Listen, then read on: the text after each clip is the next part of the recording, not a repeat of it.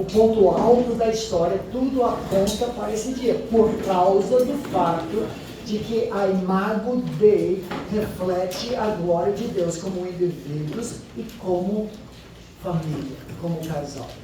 Mas antes disso, o que eu mais gosto, esse é o texto da Bíblia que eu mais amo. Você tem mais conteúdo. Eu acho que eu nunca lecionei esse texto na minha vida sem alguém fazer uma observação ou eu encontrar algo novo.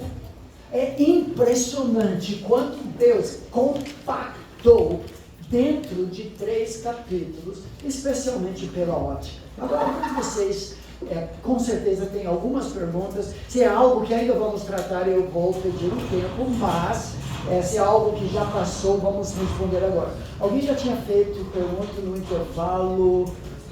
Onde está? Faça a pergunta. Sim. Tem voz bem alta.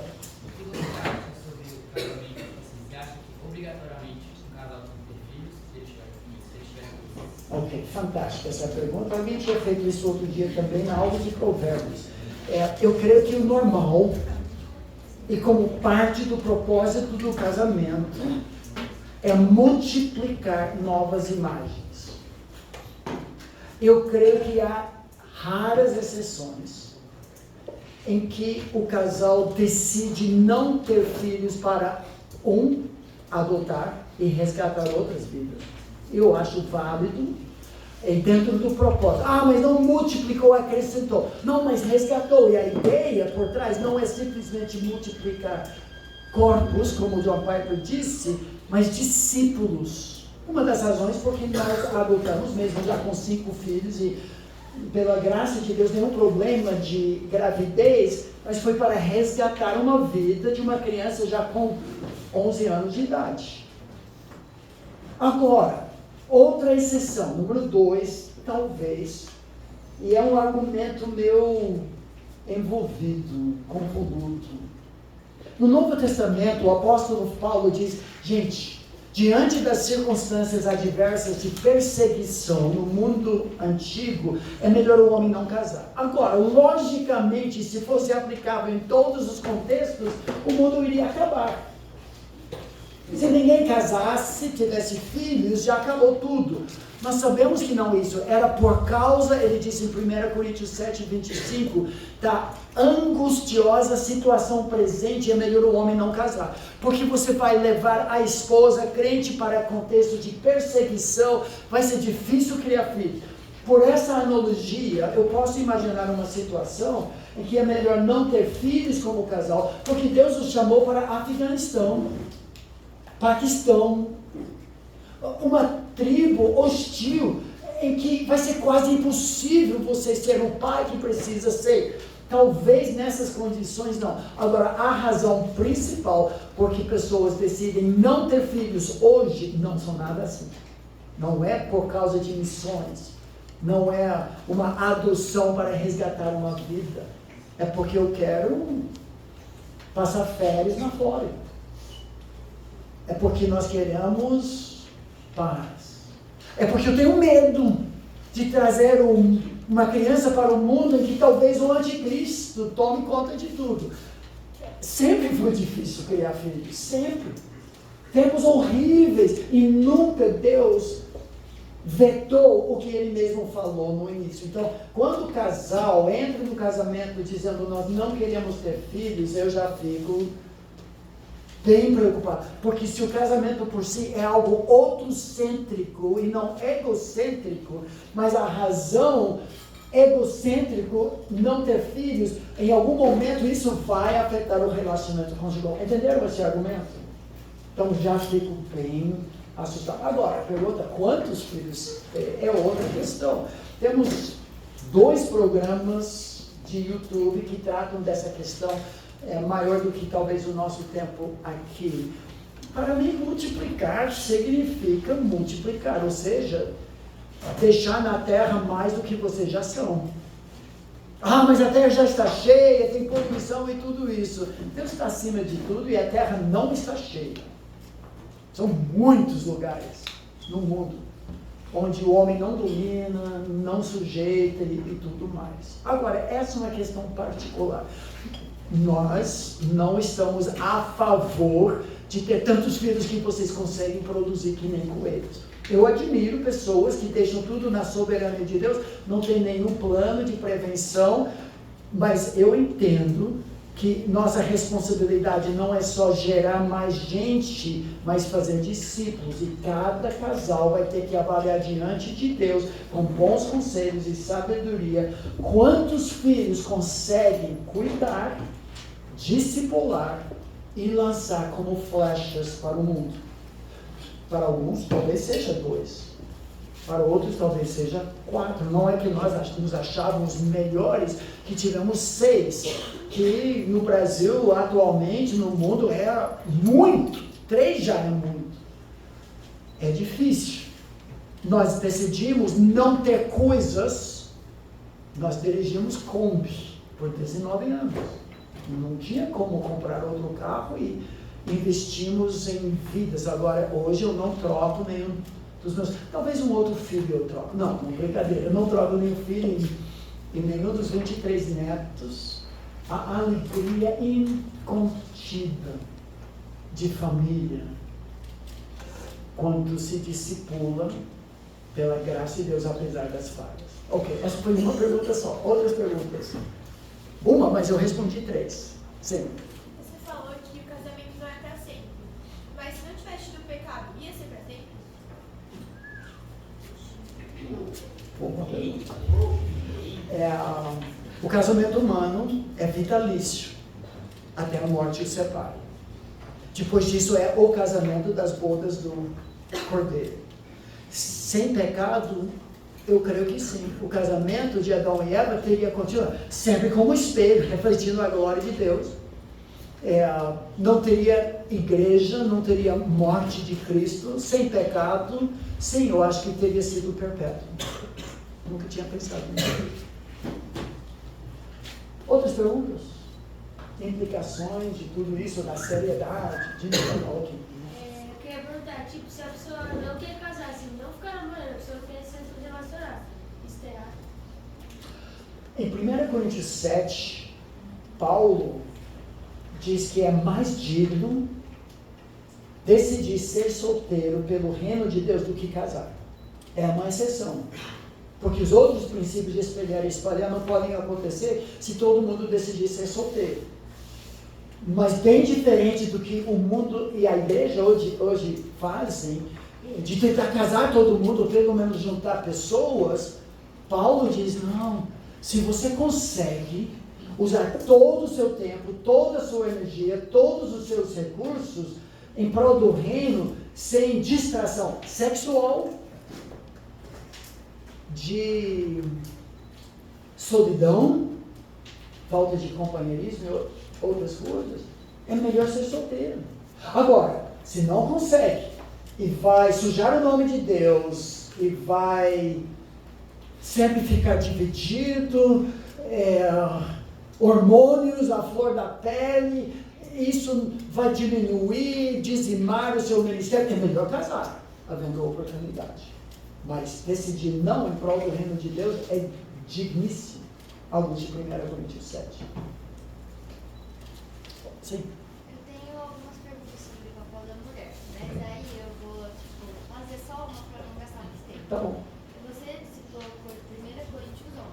Aí eu fui continuar lendo e chegou uma parte que eu fiquei meio assim, que é 1 Coríntios 11, 7 até o 8. Porque fala que, tipo assim, o homem não deve ter cabeça, mas a mulher deve, porque Deus reflete, não, o homem reflete a glória de Deus, mas a mulher reflete a glória do homem. Só que, eu não sei, posso estar errado, mas eu lembro de você falando outra coisa. E aí eu fiquei um pouco em dúvida em relação a isso. Qual deve ser o papel da mulher na igreja, na família? O que vamos tratar, o texto de 7 e 8, o contexto aqui é tudo sobre véu e um sinal de autoridade. Eu entendo, embora eu fosse criado numa igreja com uma tradição em que as mulheres ainda usavam véu como sinal de contentamento com o seu papel dado por Deus. Eu entendo que o véu naquela cultura simbolizava, sinalizava um contentamento da mulher como auxiliadora idônea e dentro da igreja o papel que Deus designa para ela. Que hoje nós temos outras maneiras de manifestar esse contentamento com papéis em termos de atitude, comportamento, talvez vestiário também. E é isso que esse texto está dizendo. Naquela cultura, o homem representava isso simbolicamente e a mulher também. Em Corinto, as mulheres libertas agora estavam descartando o véu, desafiando na igreja pastores, pregadores, e Paulo fala, nada disso, não é o papel delas. Então, eu entendo pessoalmente que há limitações do papel da mulher no contexto da igreja. Eu entendo que o presbitério, pastoreio é designado para homens, que mulheres têm o papel de pastoreio de outras mulheres, também de crianças, e isso demonstra uma hierarquia eclesiástica, não que vale menos, não significa autonomia masculina, não inferioridade de forma alguma. No contexto do lar, cada família vai ter que decidir seu funcionamento. Por exemplo, eu não creio que liderança masculina exige que o homem controle as finanças. De fato, na nossa família é diferente. Auxílio idôneo significa maximizar, aproveitar os dons de cada um debaixo de uma liderança. Alguém em algum momento tem que decidir. E Deus designa o homem para isso. Mas faz isso no contexto ideal de compatibilidade e complementariedade. Então, eu designo, a minha esposa, ela cuida das nossas finanças, mas eu sou responsável para que tenha dinheiro. Eu não coloco peso nas costas dela de pôr pão na mesa. Eu sou responsável. Se ela trabalhar fora, ótimo, mas nós não dependemos disso. Se ela perder um emprego, você tem que achar um emprego, qual é o seu problema? Eu trabalho, mulher. Não, essa é a minha responsabilidade. Se ela conseguir, ótimo. Senão, eu vou sacrificar, pagar o preço. E ela cuida das finanças do lar na nossa casa, porque funciona melhor. Então, você vai ter que descrever ou descobrir no seu casamento como vocês funcionam melhor como time. Quando há no final de muita conversa a necessidade de tomar a decisão, eu entendo que a liderança masculina exige que o homem não jogue, não, você decide, mulher, eu não sei o que decidir. Não, ele vai ter que decidir, mas ao mesmo tempo proteger e pastorear a esposa. Então qual é o papel do homem? A luz de Efésios capítulo 5. Ele é o sacrificador do seu bem-estar em prol da esposa. Jesus fez isso com a igreja. Ele é o protetor, como ele protege o seu próprio corpo, ele protege a sua esposa. E ele é o pastor da família, ele banha a família na palavra de Deus. Qual é o papel dela? Logo antes, ela alinha-se debaixo da liderança dele, dá o apoio, mostra onde coisas que ele não vê, complementa-o e auxilia-o. Isso é submissão bíblica. Então, como a gente explica o caso da juíza dela? Tem muito. Por um texto assim, ele exemplifica exatamente o que eu estou falando. Porque as exceções não negam a regra, mas mostram a regra. A Débora forçosamente precisou tomar a frente e Deus usa isso como exemplo negativo.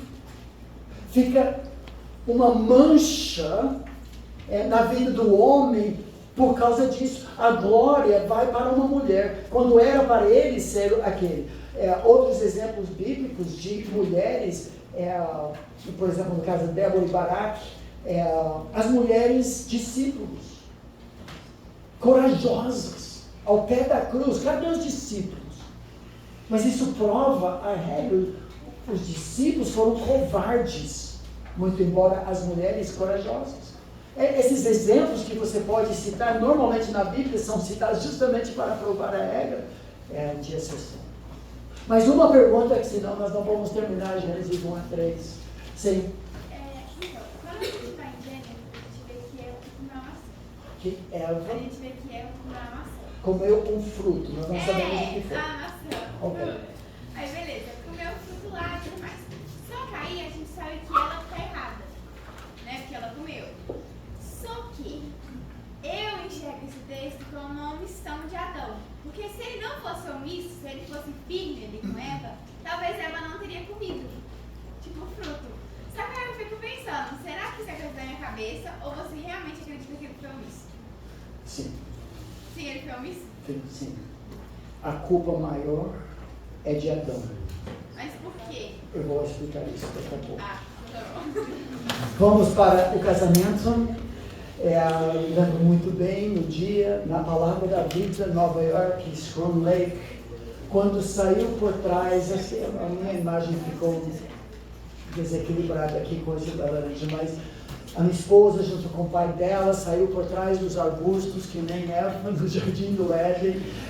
Foi o próprio pai, como no Jardim do Éden, Deus o Pai, de ambos, mas levou Eva até Adão. Quando o texto diz, e já trouxe um detalhe interessante, parece que Deus quer fazer questão de presentear o homem, que ele não tinha absolutamente nada a ver com a criação dela, e Deus a levou. Nós já temos aqui um paralelo com nossos casamentos, a entrada da noiva. Embora na cultura judaica, em anos posteriores, e também no arrebatamento da igreja, eu entendo, é justamente a vinda do noivo que mais chama a atenção, porque a noiva ficava espreitando, esperando, numa hora não definida, mas com enxoval pronto, a chegada do noivo. Vários textos bíblicos mostram isso.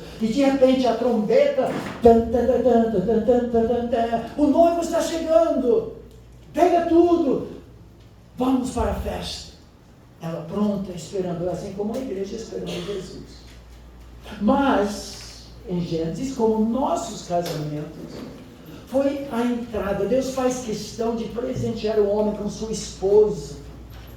A mulher, esposa, uma dádiva da graça de Deus. Assim que a Bíblia relata, a mulher virtuosa é a coroa do seu marido. O que acha uma esposa, acha o bem, alcançou a benevolência, o favor do Senhor. Acaso os bens vêm como herança dos pais, mas do Senhor a esposa prudente. Maior herança é uma esposa sábia na vida do homem. Nesse texto, assim como eu já fiz na minha vida, a minha esposa, com o pai dela, é o pai da noiva que leva até o altar. Essa aqui é com a minha primeira filha, justamente na estância, casou atrás da estância, hoje modificou-se um pouco. Depois eu fiz o casamento.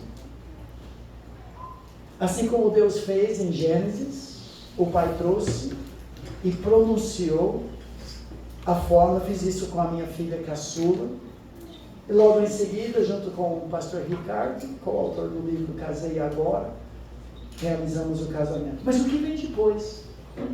O noivo tem que receber a noiva. O homem responde em Gênesis capítulo 2, com algumas palavras interessantes. Olha 2:23. E disse o homem. O texto até aqui, e Deus disse Yahweh Elohim. Agora é vez do homem ser responsável, e ele recebe a sua esposa, e agora vem algo que eu nunca tinha notado até alguns anos atrás. A recepção pelo noivo inclui uma declaração poética de compromisso, o que nós chamamos de votos nos casamentos. Primeiro, essa recepção, quando recebe, talvez, do braço do pai da noiva, quando entrega, levanta o véu, dá um beijo na filha, e ele depois entrega para o homem. Ele diz assim, esta afinal, a palavra hebraica nesse texto é literalmente de uma só batida. A ideia contraste com aquele desfile de bichos que passaram por ele o dia todo e ele não achava, procurar, será que aqui, onde eu vou achar? Será que em algum momento vai aparecer a dama de honra? E nada. Mas agora ele acorda e de repente abre os olhos e lá vem ela. Essa palavra é quase uma exclamação, tipo... De repente, de uma só vez, finalmente a mulher dos meus sonhos chegou, presente de Deus. E agora, à luz disso, ele declara votos. Isso muitos não percebem no texto, mas quando ele diz, esta, afinal, é osso dos meus ossos e carne da minha carne, é uma declaração usada no resto do Velho Testamento com a ideia de pacto, de aliança, de compromisso. O precedente de votos em nossos casamentos é essa declaração de lealdade. Essas mesmas palavras, eu sei que vocês não leem hebraico e tudo isso, mas quando no livro de 2 Samuel, os homens de Hebron, do norte de Israel, querem fazer Davi rei sobre todo o país de novo, não somente o sul e o norte. Eles estão até aqui com os descendentes de Saul e seu governo. Eles chegam para Davi. Infelizmente as nossas Bíblias não traduzem bem a frase, mas eles dizem, Davi, cara, nós somos teu osso e tua carne. Davi, nós somos do mesmo tecido, nós somos um. Quando esses homens querem fazer uma aliança com Davi para ser o rei deles, eles pescam na história de Israel qual seria a melhor declaração de lealdade. Eles encontram nas palavras de Adão para Eva. É um voto. Nós somos um. Ele canta no casamento dele. Nós somos um. Tu és Ishá e eu sou Ish. Osso dos ossos, carne da carne. Com isso, nós temos uma declaração por parte de Deus. Saiu da ordem aqui.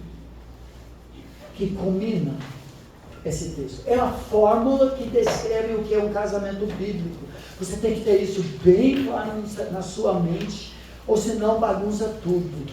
Por isso agora Deus fala, Ele é o mestre da cerimônia, Ele é o pai e o pastor de ambos, e Ele estabelece um precedente não só para eles, porque não tinha pai e mãe, mas para nós. Por isso Deus diz, agora eu culmino toda a narrativa da criação, declarando, decretando, o casamento bíblico é assim, o homem deixa o pai e mãe. Mas por que só fala do homem? Implícito é a mulher também, né? Mas naquela cultura patriarcal, diferente talvez da nossa, foi o homem que tomava a iniciativa, a mulher que saía da casa dela e entrava debaixo, ou até mesmo morava no quintal dos pais dele. Por isso o livro de Jó fala dos 7 filhos de Jó, que ele chamava no final das festas, e eles convidavam as 3 irmãs para ficarem, porque é uma cultura patriarcal. Implícito, claro que a mulher já vai sair da casa dela, do quintal dela, e vai na casa dele, mas ele precisa traçar limites. A palavra-chave aqui é exclusividade. Nem o sangue, o DNA biológico é mais forte do que os elos do DNA matrimonial. Segundo elemento de um casamento bíblico é a fidelidade à aliança. A palavra hebraica unir-se foi usado até mesmo de uma mão grudada, uma espada ao ponto que não tinha nem como abrir. de dois objetos, é a ideia do super bonder dos votos.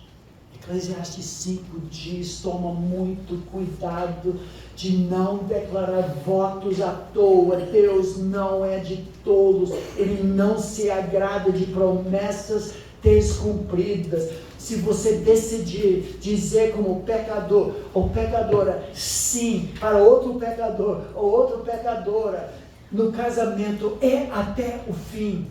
A chave joga fora. Terceiro elemento: tornando-se os dois uma só carne. É o resultado, não é a base. É equivocado alguns, até pastores, quando descobrem um casal promíscuo, já tiveram relações, não são casados, agora tem que casar. Não. Anteciparam, defraudaram, falsificaram o privilégio dos casados antes da hora, mas não são casados. Mas 1 Coríntios 6,18 diz que quem se une à prostituta torna-se uma só carne com ela. Sim, você violou algo metafísico. A união sexual, Deus embutiu com poderes de fugir almas. Você está mexendo com fogo quando precipita-se numa relação de intimidade com outra pessoa que mexe divinamente com o seu interior. Fuja da imoralidade sexual, porque é privilégio e direito dos casados, e serve como a ceia do Senhor serve para o cristão. É uma lembrança da aliança, fazer isto em memória de mim. Nós celebramos obrigatoriamente a ceia do Senhor, olhando para trás, para o sacrifício de Jesus e a nova aliança em seu sangue. Não participar da ceia é pecado. Não praticar o sexo no casamento é pecado. Deus exige em 1 Coríntios 7, porque é uma celebração, é uma lembrança do pacto. Agora, só Deus, para criar algo tão agradável, tão bom, que ao mesmo tempo pode procriar fruto do seu amor e exigir. Agora, Deus poderia ter feito o tornar-se um, como o batismo. Vocês podem fazer uma vez, mas só isso. Ou do jeito que você batiza. Deus poderia ter associado algo chato, desagradável. Por isso deixa o homem pai e mãe. Fecha o pacto com sua esposa. E vocês vão comer geló o resto da vida. Espinafre. Espinafre. Geló. Não. Vocês obrigatoriamente vão celebrar. Não fazer isso sem consentimento mútuo por um tempo indeterminado é pecado. Exclusividade, fidelidade, intimidade. Essa descrição do casamento nessa ordem. O texto começa dizendo, por isso, pelo fato de que Adão e Eva eram do mesmo tecido, osso dos ossos, carne da carne, Deus estabelece esse precedente para todos. O deixar e unir, mesclados, para tornar-se uma só carne. Tem muito mais nesse texto. Eu só queria passar para o último versículo.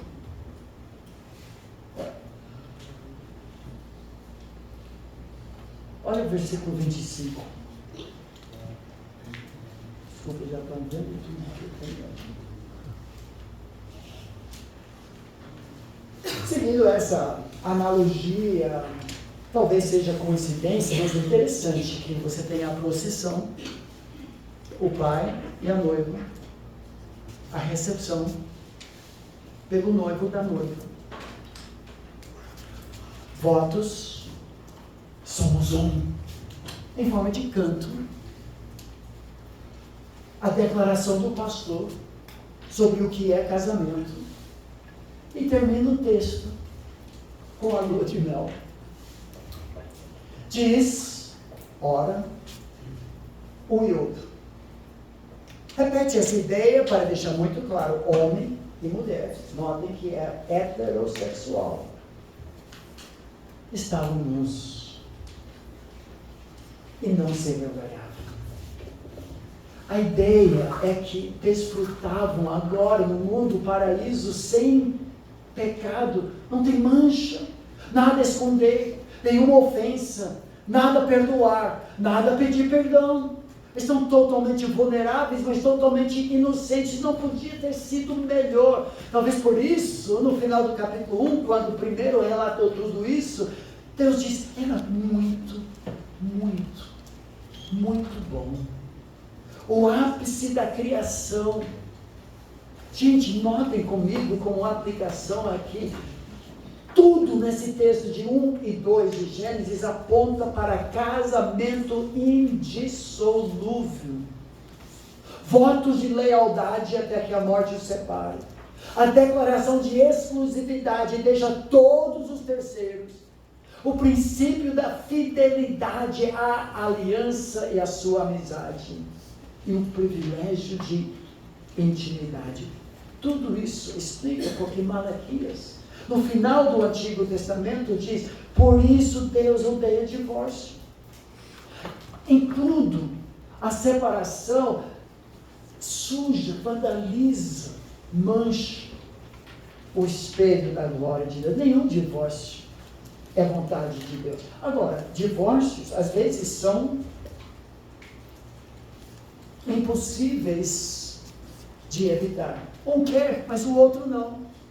O incrédulo que não quer mais ser casada ou casado com o cristão, 1 Coríntios 7 diz, deixa ele embora. Há situações de perigo de vida, de espancamento, precisa separar, porque a imagem de Deus no indivíduo tem que ser protegida. Assim como no casal não se sacrifica a pessoa para preservar a imagem de Deus a dois, porque quando não tem essa pessoa mais pela violência, você também não tem o outro. Tem situações pastorais que o divórcio e a separação é inevitável, mas nunca é desejável. Deus odeia tudo isso. Mas em tudo isso, a razão por trás é a glória de Deus.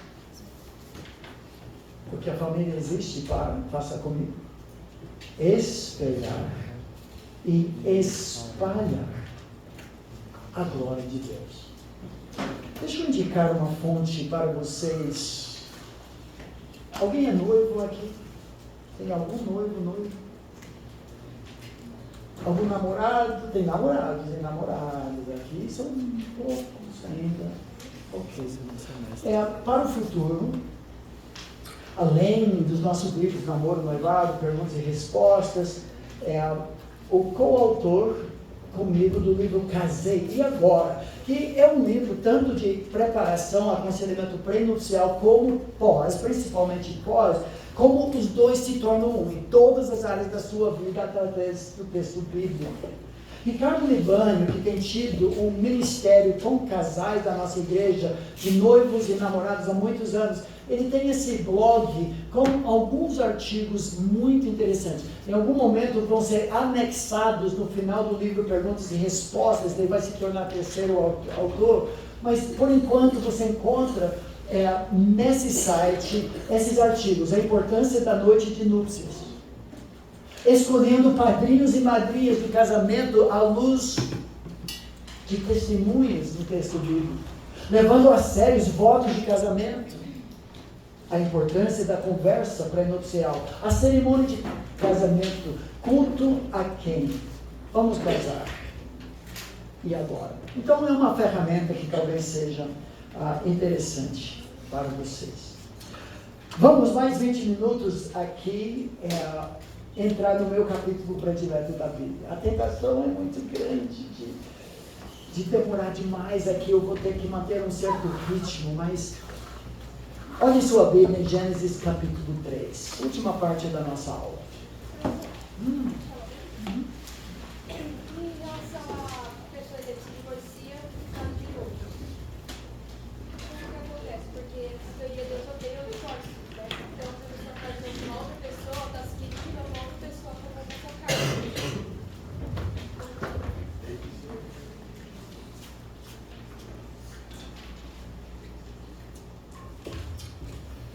A resposta à pergunta sobre segundo casamento e divórcio está aqui.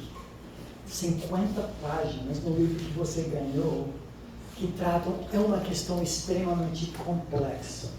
Eu tenho uma opinião formada, não o que eu gostaria que fosse, e diferente da grande maioria, em que recasamento não faço, não aprovo, a nossa igreja não permite segundo casamento. Os argumentos são muito complexos à luz do texto bíblico, mas essa é a minha posição. Ao mesmo tempo, recebemos pessoas do segundo e terceiro casamento como membros da igreja, participam da ceia do Senhor, e entendemos que o segundo casamento, enquanto o primeiro cônjuge ainda vive, se você olhar para os textos, Jesus diz que é adultério contra o primeiro casamento, que de alguma forma aquele casamento continuou nos olhos de Deus, mas o segundo casamento é um casamento de verdade, então precisa ser defendido, protegido e garantido até o final. Tudo bem, não foi a vontade de Deus, não foi legal, mas já é casado com outra pessoa, não é desmanchar e voltar. Deus proíbe isso. Esse casamento, assim como a mulher samaritana, que já tinha 5 casados, e quem ela estava agora não era marido. Todos eles eram maridos de fato. Então, a maioria permite o segundo casamento no mundo evangélico conservador, quando há abandono por incrédulo, quando há adultério e talvez abuso físico. Permite. Pessoalmente não é minha convicção, mas respeito e entendo. Você tinha respondido? Ok. Essa questão normalmente é muito, mas realmente eu escrevi 50 páginas tentando analisar as várias perspectivas sobre isso, e você tem. Então vamos mais um pouco aqui. Gênesis 3 é fantástico. É como uma miniatura da Bíblia toda. O contexto do versículo 25. Eu acho uma pena que quem fez as divisões de capítulos dividiu entre 25 de 2 e 1 de 3. Porque é uma continuação. A pergunta que vem à nossa mente quando olhamos para as situações hoje dos casamentos: o que aconteceu? Hoje não é nada parecido com o paraíso que nós encontramos. Hoje, talvez, você e outros queriam um casamento como palmeiras plantadas em praça de shopping. Eu lembro uma vez, anos atrás, que levamos alguns dos nossos netos para o shopping internacional de São Paulo, mais próximo. E nós levamos algo que não fazíamos com nossos 6 filhos para o parque de diversão, e nós até compramos um ingresso para cada um deles, porque é muito caro. Eu estava lá me sentindo como o melhor avô do mundo, ver as crianças fazendo os brinquedos e tudo isso, quando me deparei que ao meu lado havia uma palmeira plantada em canteiro no shopping. Meus pais eram floriculturistas por muitos anos, eu trabalhava na loja, entregava flores, arranjos e tudo isso, então gosto de mexer com terra, tenho um pomar de 30 árvores em casa, eu gosto de tudo isso. Eu admirava muito aquela palmeira, mesmo não sendo palmeirense. Parece que estava regada, adubada, podada, Mas qual foi a minha surpresa depois, quando eu comentei para minha esposa da beleza da palmeira, que ela disse, mas Davi, você sabe, né? O quê? Aquela palmeira que você estava sentado ao lado. O quê? Era de plástico. Não, eu não sabia. Acho que eu não sou tão bom floriculturista mesmo, ou fazendeiro, mas era artificial. O canteiro era raso, não tinha raízes, também não tinha tempestade, não tinha granizo, não tinha geada, não tinha nada nenhum vento para derrubar. Parecia perfeito, porque não enfrentava adversidade nenhuma. Muitos casais hoje gostariam de ter um casamento desse tipo. Mas o fato é que casamento no mundo real é bem diferente. É a palmeira, sim, mas plantada à beira-mar e meio a furacões. Ventos adversos. Mas eu digo, eu muito mais prefiro ser palmeira na praia, com as minhas raízes entrelaçadas e fortalecidas, com a minha palmeirense, do que palmeira de shopping, fraca. Qualquer vento derruba. Interessante aqui, que capítulo 3 tem uma grande ideia que paira sobre tudo. E de novo, embora trate de vida no mundo caído, o foco continua sendo em grande parte família, os resultados da queda, a dinâmica do casal, do casamento. A tragédia do pecado, porém, nesse capítulo, a segunda parte, nosso último período, é superada pelo triunfo da graça. Ou seja, Gênesis 3 é um mundo dentro de um mundo da Bíblia. É um resumo do Evangelho. As más notícias do pecado e as boas notícias da graça. A história da redenção. Em 6 dias Deus havia criado o universo para declarar a sua glória. O auge da obra da criação. O homem e a mulher para espelhar e espalhar sua imagem. Deus diz, era muito bom. E a lua de mel confirma tudo isso. Ora, um e outro, o homem e sua mulher, estavam nus e não se envergonharam. Mas olha para o próximo versículo. Começa com a palavra adversativa. Mas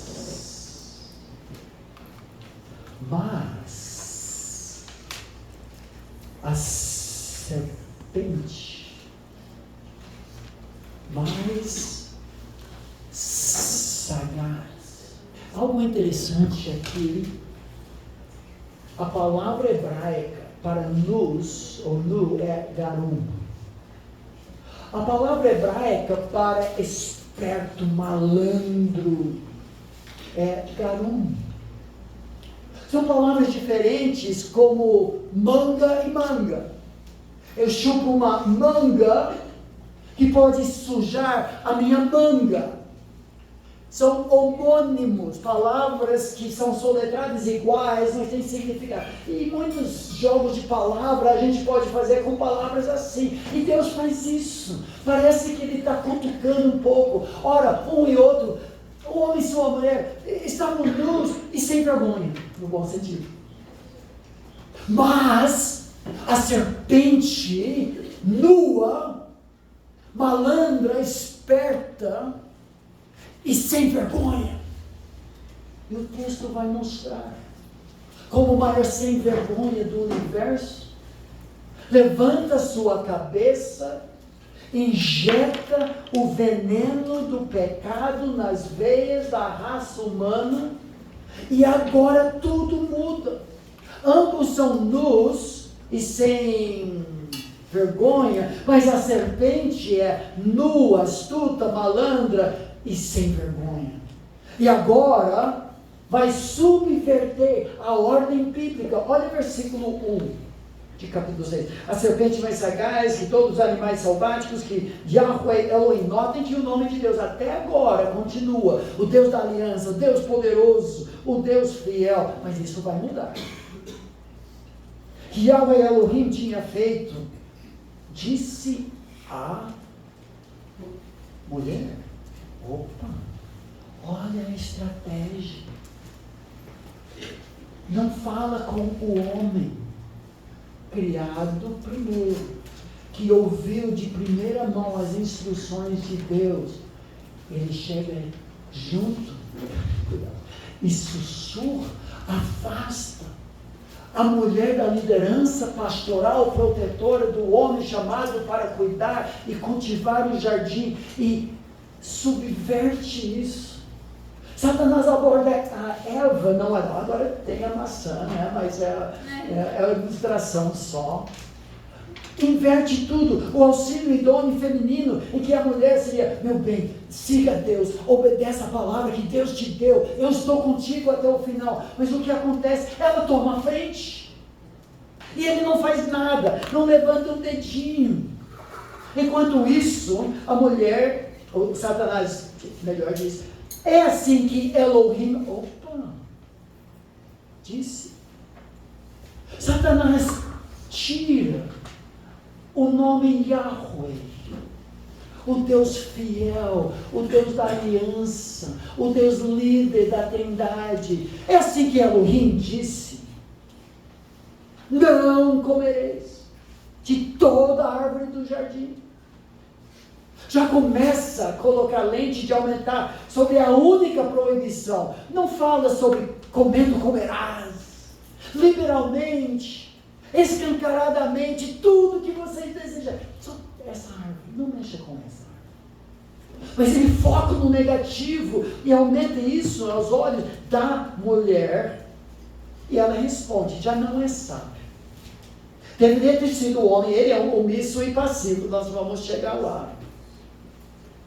Mas quando ela responde, ela que nem criada fora, tinha que ter ouvido isso do próprio marido, que era para instruí-la, e parece que ou ele fez mal, ou ela distorceu a palavra.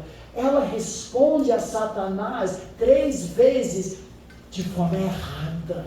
Davi está sendo muito Caxias na interpretação. Não, essa palavra de Deus, que é a nossa vida. Não só de pão viverá o homem, mas de cada palavra que sai da boca de Deus, disse Jesus na sua tentação. Onde ela erra? Lembra que eu falei antes que Deus tinha falado, livremente comerás, literalmente, para comer, comerás. Respondeu-lhe a mulher, do fruto das árvores do jardim podemos comer. Ela tirou uma palavra da liberalidade, já diminuiu um pouco a graciosidade. Versículo 3, mas do fruto da árvore que está no meio do jardim, disse Elohim. Ela já adotou o nome bíblico, mas não Yahweh Elohim. Ela segue o diabo, disse Elohim, dele não comereis, nem tocareis nele. Nela. Onde Deus falou isso? Você procura em vão. Deus nunca falou para não tocar. Isso parece o início do que nós chamamos de legalismo. Você inventa regras humanas. Talvez Adão fez isso com Eva. Eu vou prevenir mesmo. Mulher, Deus disse não comer daquela árvore. Nem chega perto, menina. Não pode nem tocar naquela árvore. Mas ele colocou a palavra dele como se fosse uma barreira humana. Só que quando cai aquela barreira, também cai a palavra de Deus. Esse é o problema do legalismo. E nisso, a resposta dela foi: dele não comereis, nem tocareis nele, para que não morrais. Não foi isso que Deus disse. Deus diz para que não certamente morrerás. Morrendo morrerás. Pela terceira vez distorceu a palavra de Deus. Uma das razões porque eu creio que o texto está mostrando a necessidade de fidelidade de Yahweh, a palavra de Elohim, é por causa do que aconteceu com Jesus. Quando outra vez o diabo tentou Jesus, e Jesus citou ao pé da letra a palavra. Como o jovem purificará o seu caminho pela palavra de Deus. Jesus respondeu por 3 vezes e deixou muito claro: não só de pão viverá o homem, mas de toda a palavra que procede da boca de Deus. Onde ela falhou, ignorância e dúvida sobre a palavra de Deus e o caráter de Deus, porque agora começa a questionar: será que Deus é bom mesmo? Será que Ele quer o nosso bem? Eu quero ser como Deus. Por isso aqui nós insistimos tanto na disciplina de horas ansiosas, tempo devocional diário, como casal, como namorados, instrução bíblica familiar dos filhos, os ministérios da igreja em que a palavra de Deus e não sociais, ministério com jovens focado na palavra. Porque tudo começou, a subversão e agora a dúvida quanto à bondade de Deus em termos da palavra. Agora, notem, Satanás aproveita a brecha, versículos 4 e 5. Então a serpente, vendo essa brecha, disse à mulher: opa, não é tão claro no nosso texto, mas na palavra hebraica, ele nega o que Deus havia claramente declarado por causa da brecha. Ele diz: certamente morrendo não morrerás. Ele usa a mesma frase gramatical que Deus havia falado: certamente morrerás, para Adão, e ela tinha diminuído: vamos morrer talvez, e ele diz negativo: morrendo morrerás. Opa, ele se entrega, porque já sabia o que Deus realmente tinha falado. Deve ter soado um alarme na mente de Eva, se é que Adão havia explicado para ela.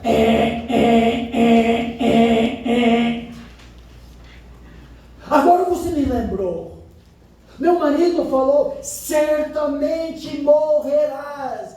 E você diz: não, certamente morrerás. Alguém está mentindo. E Satanás oferece o que ela já tinha. Ser como Deus.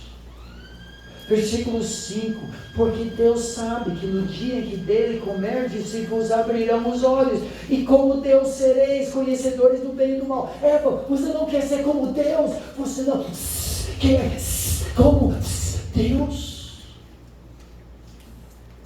Outra vez, deveria soar do alarme.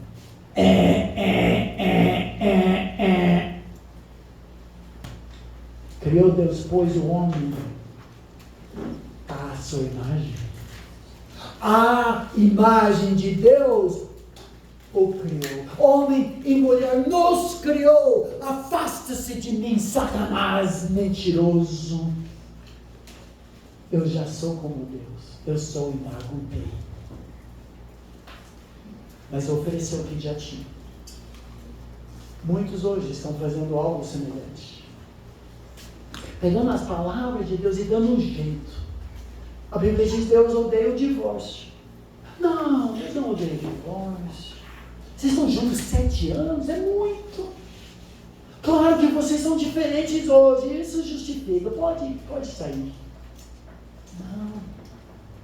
Falsos mestres levantam dúvidas e negam o que Deus claramente diz em sua palavra.